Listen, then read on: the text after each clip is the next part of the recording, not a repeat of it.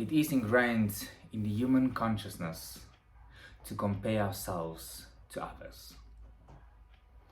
By comparing ourselves, it can lead to a sense of inferiority, or it can lead to a sense of curiosity. And in my own life, I had to shift this comparing from inferiority to a sense of curiosity. And today, I'm excited to share this with you. We all compare. We compare even our problems. I hear often people say, at least my problems is not as big as his or hers. We compare our lives. Imagine you sitting on a Saturday evening all alone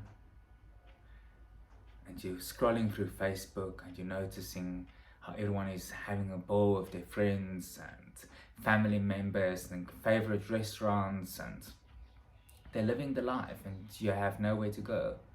For me, that would be definitely be a trigger, subconsciously, to compare and maybe to find myself less than. We compare our bodies, our images, how we look, our clothes. Comparing is part of the human psyche. But what I've discovered in my own life is when I compare, many times when I find myself inferior, less than, I tend to overcompromise myself. And when I overcompromise myself, I give more than what I receive. It's not an equal exchange of energy. And in that, I stand the chance of losing my own identity, forgetting who I am, becoming things to all people with the hope to be loved, with the hope to be accepted, with the hope to be approved of. Giving up myself for the sake of love. So comparing can become very destructive if we find ourselves inferior. The moment when I realized in comparing, I was in a big group of people, and this people was very successfully financially, they're very much in touch with their emotions, their emotional well-being, the way they carried their bodies, the way they spoke. It was quite all amazing, and I felt like, sure, there was definitely a sense of inferiority. I felt I'm not good enough, I'm not worthy, and I caught myself with the thought patterns like, the thought pattern is I'm not good enough, I'm unworthy, I do not matter, I'm less than.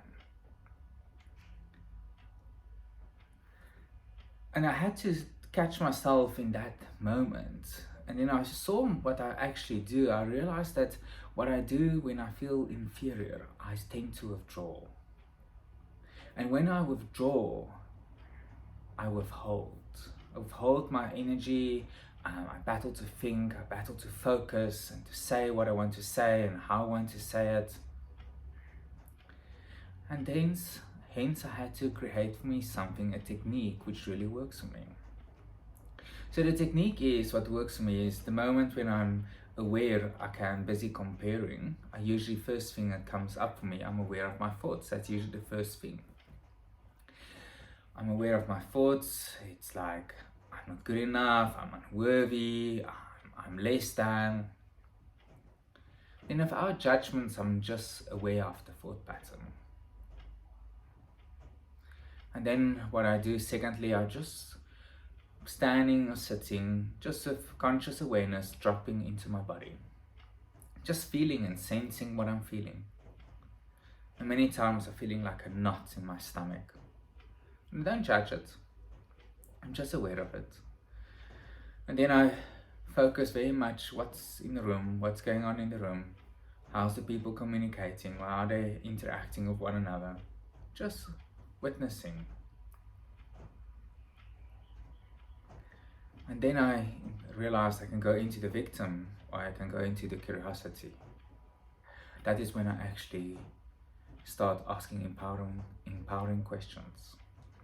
Questions, for example, wow, how can these people achieve this? What is their driver? What is their life? What is their drive force behind all of this? What skills, tools, techniques do they have?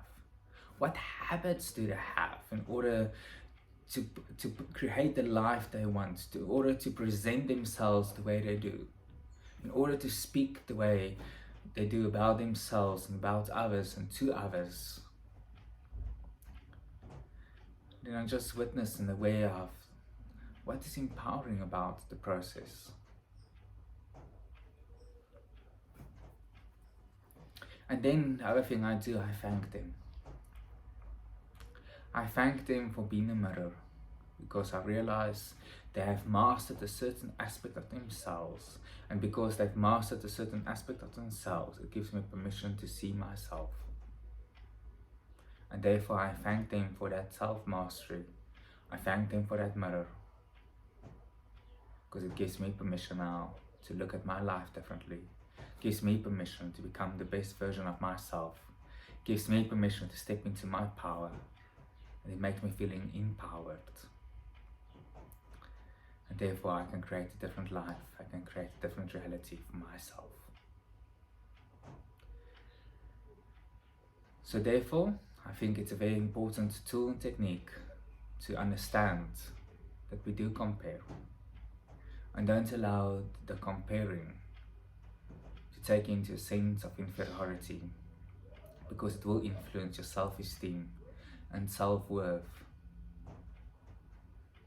It will influence how you express yourself and how you share your presence. Because I do believe every person on this planet has something to share, has something to give, has something we can learn from. Therefore, be willing and open to learn, because that can create a sense of curiosity. When we can learn, we can change. Learn new habits, new skills, new techniques, stepping into your own power, giving yourself permission for every person, every experience, to give you permission to know more of who you truly are. Enjoy the journey.